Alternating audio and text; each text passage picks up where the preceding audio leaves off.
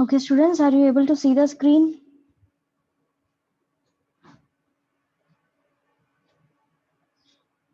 Yes, ma'am. If you have any problem regarding our previous topics, you can ask me.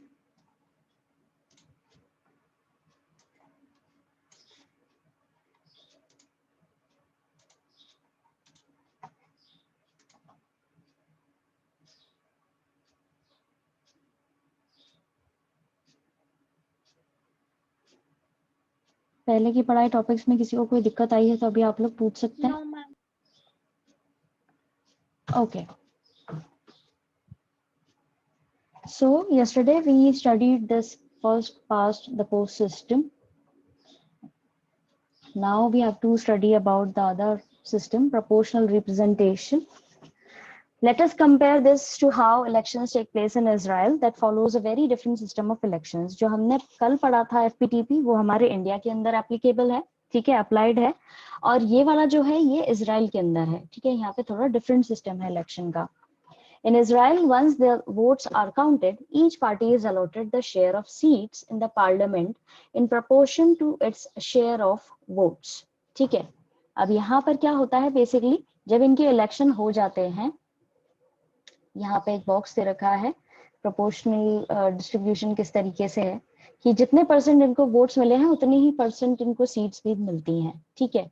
Suppose इनको liquid एक जगह है वहां पे 23.40% वोट्स मिले हैं तो उतने ही हिसाब से इनकी 30 सीट्स इनको मिलेगी. जियोनिस्ट कैंप के अंदर 18.67% वोट मिले हैं तो 24 सीट मिलेगी. इस तरीके से सारा डिस्ट्रीब्यूशन होता है, ठीक है, टोटल सीट्स का और टोटल वोट जो है उसका. इजराइल में एक बार वोट्स काउंट कर लिए गए, हर पार्टी को अलॉट किया जाएगा उनका शेयर ऑफ सीट्स पार्लियामेंट के अंदर उसी अकॉर्डिंग जितने शेयर उनको वोट्स मिले हैं. Each party fills its quota of seats by picking those many of its nominees from a preference list that has been declared before the elections. Her party जो है अपने कोटे की सीट्स के हिसाब से ही अपने कैंडिडेट्स जो है नॉमिनीज जो है उनको चुनती है.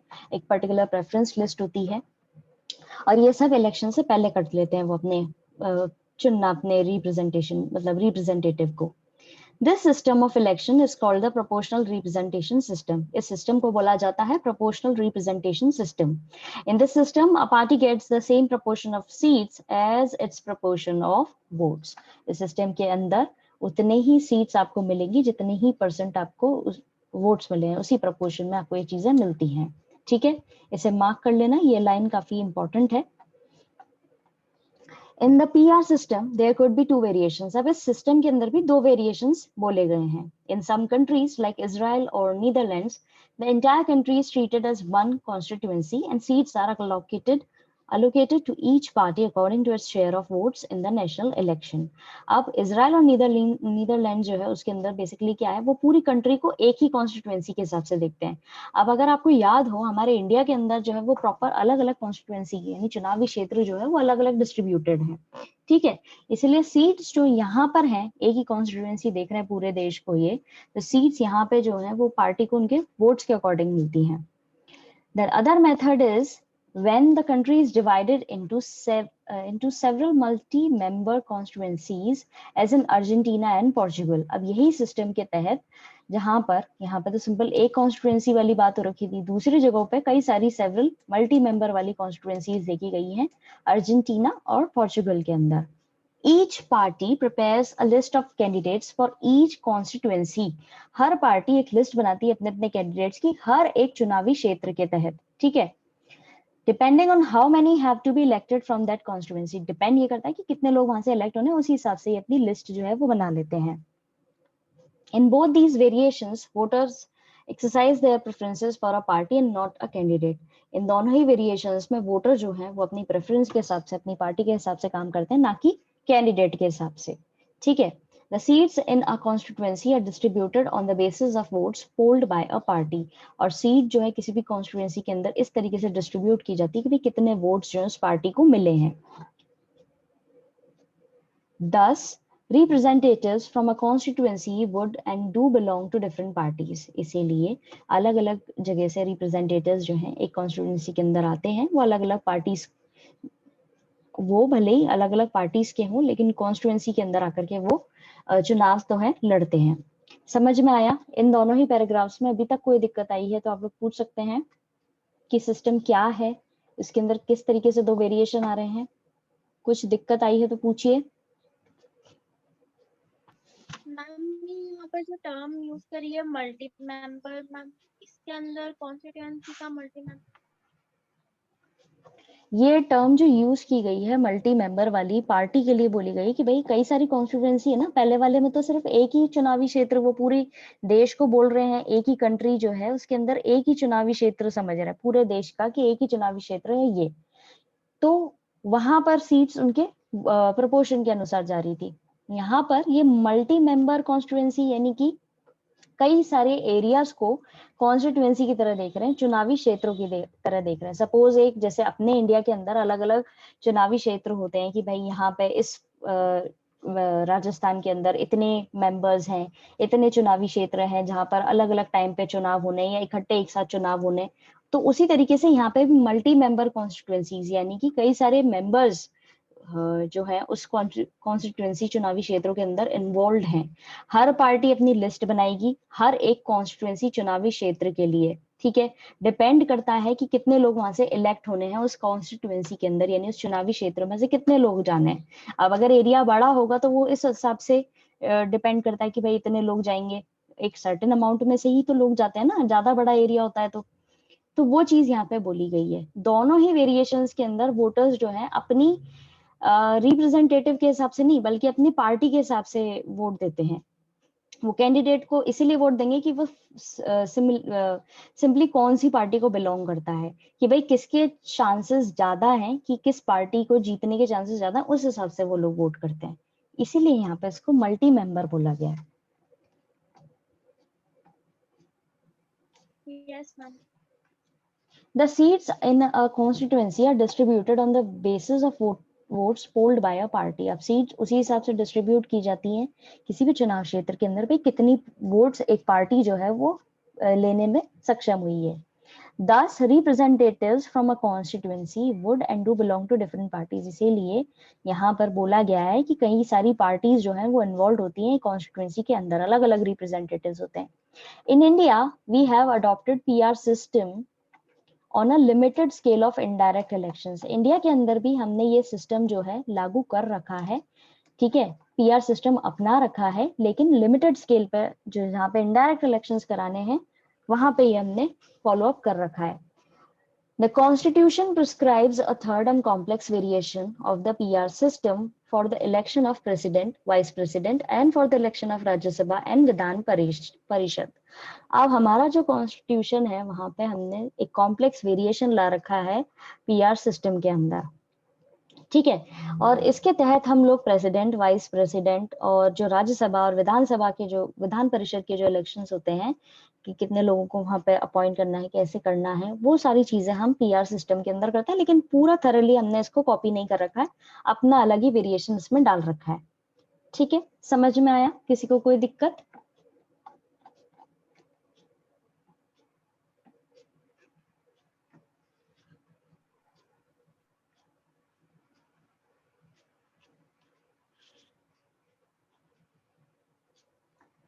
इस टॉपिक में अभी तक जितना भी हमने पढ़ा है, आपको कोई दिक्कत आई है तो पूछिए। यस। ओके। अब है proportional representation in Israel. Israel follows proportional representation system of election. Elections to the legislature take place every 4 years। यहाँ पर हर 4 साल में इलेक्शन होते हैं। Every party declares the list of its candidates but voters vote for the party and not for the candidates. Her party अपनी list जो है candidates की वो डिक्लेयर करती है और वोटर्स पार्टी को वोट करते हैं, कैंडिडेट्स को नहीं करते। A party gets seats in the legislature in proportion to the votes polled by it. अब पार्टी जो है उसको सीट उसी हिसाब से मिलती है जितने प्रोपोर्शन में उसको वोट्स मिले हैं। This allows even smaller parties with very small support base to get representation in legislature. इससे ये होता है कि छोटे से छोटी पार्टी को भी कुछ जो सपोर्ट उसको मिल रहा है उससे वो अपने आप को रिप्रेजेंट कर पाती है लेजिस्लेचर के अंदर. A party must get a minimum of 3.25% votes to be eligible to get seats in the legislature.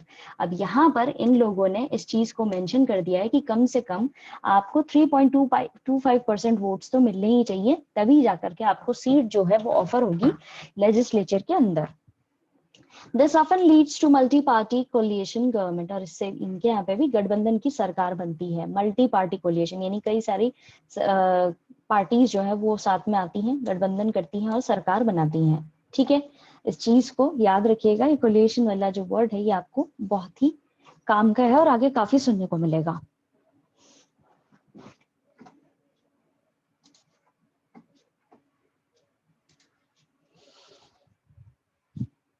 Now is it clear, समीक्षा? आवाज आ रही है आपको मेरी? Am I audible to you?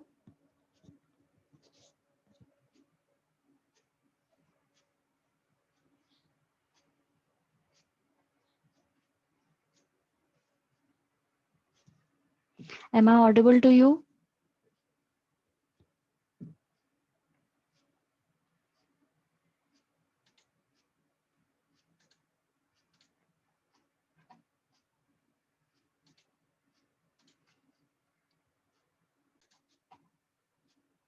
Oh, ma'am आपकी आवाज बहुत ज्यादा स्टक हो रही है. वापस से बोलिए, क्या बोल रहे हैं आप?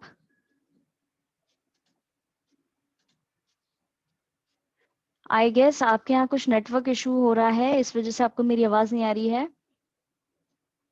Yes, ma'am.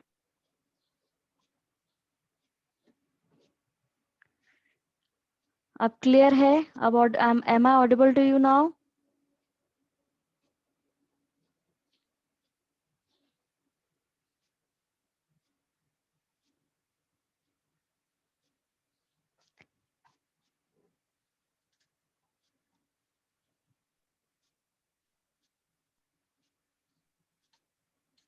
समीक्षा,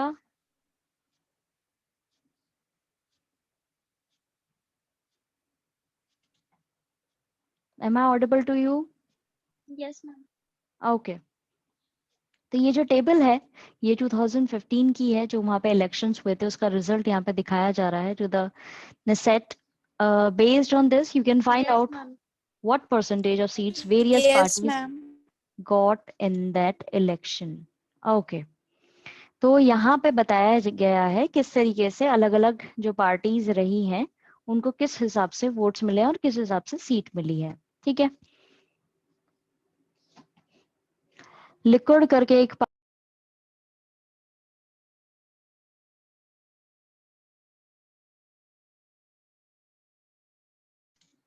students, are you able to see the screen?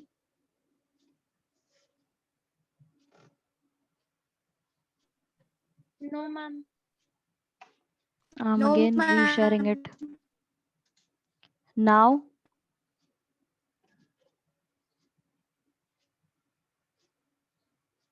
Yes ma'am. Yes. Now it Yes, ma'am.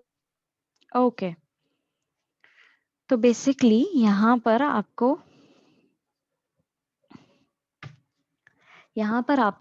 List दी हुई है वहाँ के जो इलेक्शन हुए थे 2015 के अंदर उसकी, कि किस हिसाब से कौन सी पार्टी को कितने % वोट्स मिले और कितने नंबर उनको सीट्स अलॉट हुई.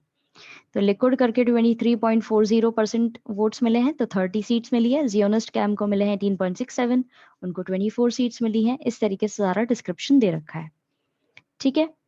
अब यहाँ पे कंपैरिजन है, comparison of FPTP and PR system of election, दोनों ही सिस्टम को कंपेयर किया गया है. The FPTP, the country is divided into small geographical units called constituencies or district. FPTP के अंदर कंट्री को कई सारे छोटे छोटे geographical units के अंदर डिवाइड किया जाता है जिनको हम बोलते हैं constituencies यानी चुनावी क्षेत्र और districts. PR के अंदर large geographical areas are demarcated as constituencies. बड़े बड़े geographical areas जो है उनको एक constituency के अंदर माना जाता है कि वो पूरा एरिया है. द एंटायर कंट्री में बी अ सिंगल कॉन्स्टिट्यूंसी, और कई केसेस के अंदर पूरी कंट्री को वो एक सिंगल चुनावी क्षेत्र की तरह भी देखते हैं। यहाँ पर डिफरेंस ये है कि यहाँ पे छोटे ज्योग्राफिकल यूनिट्स होते हैं और यहाँ पे लार्ज ज्योग्राफिकल एरियाज होते हैं। फिर दूसरा पॉइंट है every constituency elects one representative, हर एक चुनावी क्षेत्र में से एक रिप्रेजेंटेटिव चुना जाता है। और यहाँ पर more than one representative may be elected from one constituency, और यहाँ पर एक से ज्यादा रिप्रेजेंटेटिव जो है उनको इलेक्ट किया जाता है एक ही कॉन्स्टिट्यूएंसी के अंदर। वोटर्स वोट्स फॉर कैंडिडेट, यहाँ पर वोटर्स वोट करते हैं कैंडिडेट को, और यहाँ पर voters vote for the party, यहाँ पे वोटर्स वोट करते हैं पार्टी को। A party may get more seats than votes in the legislature, एक पार्टी जो है उसको ज्यादा सीट्स मिलती हैं, उसके वोट्स के कंपैरेटिवली ज्यादा मिलती हैं लेजिस्लेचर के अंदर। और यहाँ पर every party get seats in the legislature in proportion to the percentage of votes that it gets, और यहाँ पर उनको वोट्स के प्रोपोर्शन में, परसेंटेज ऑफ वोट्स के प्रोपोर्शन में सीट्स मिलती हैं। Candidate who wins the election may not get majority 50% plus 1 votes. अब यहाँ पर कैंडिडेट जिनको इलेक्शन मिला है, सॉरी जिन्होंने जीता है, उनका ये नहीं होता कि उनको मेजोरिटी में 50% से +1, यानी कि उनको मेजोरिटी में 50% से ज्यादा वोट्स मिले, ऐसी जरूरी नहीं है चीज। और यहाँ पे candidate who wins the election gets majority of votes, और यहाँ पे कैंडिडेट जो है उनको, जो जीतते हैं उनको मेजोरिटी में वोट्स मिलते हैं। एग्जाम्पल यहाँ पे एफपीटीपी का है यूके और इंडिया, और यहाँ पे एग्जाम्पल दे रखा है इजराइल और नीदरलैंड्स। आपको ये टेबल समझ में आई? कुछ दिक्कत आई है तो अभी आप लोग पूछ सकते हैं।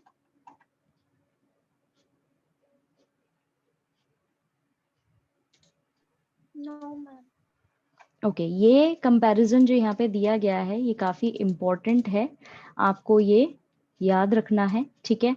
आपके क्वेश्चन बन सकता है दोनों में डिफरेंस बताने का, differentiate between FPTP and PR, then you have to mention these points. अगर क्वेश्चन जो है वो कम वेटेज है उसके मार्क्स का, तो आपने ये सिंपल यही लिख देना है।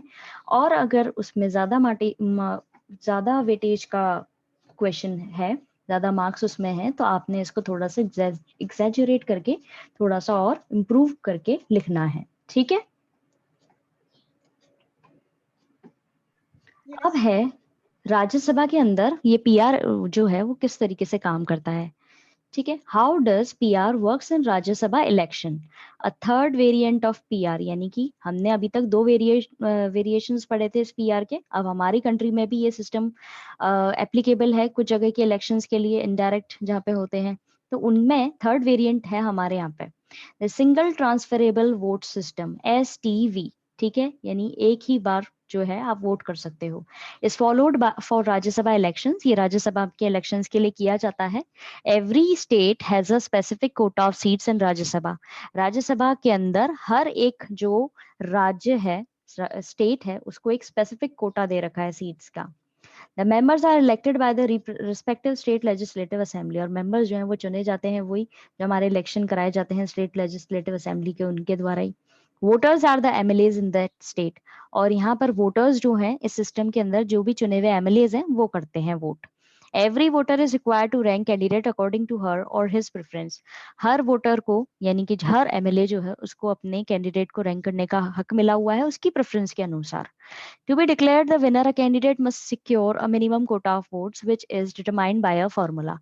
अब आपको विनर बनना है, ठीक है, राज्यसभा के अंदर सीट हासिल करने के लिए आपके इलेक्शन हो रहे हैं, एमएलएज लोग जो है वो वोट कर रहे हैं अपने अपने कैंडिडेट को, तो वहां पर एक सिस्टम है, एक फॉर्मूले के तहत ही उसका निकाला गया है कि कितने मिनिमम कोटा जो वोट्स का है वो आपको मिलना चाहिए।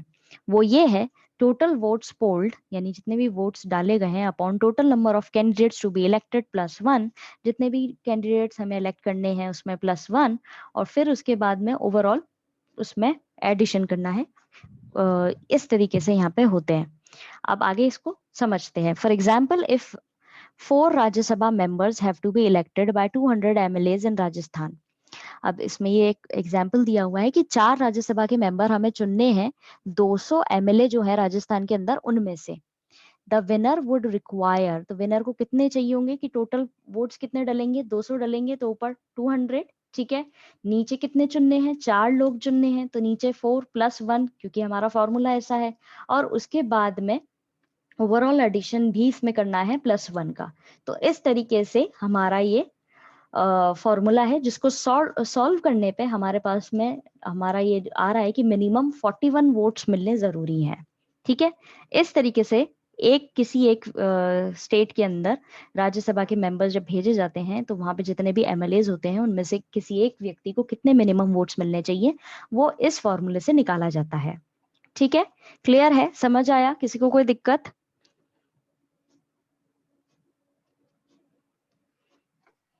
Yes, ma'am. Okay. When the votes are counted, it is done on the basis of the first preference votes secured by each candidate, of which the candidate has to secure the first preference vote.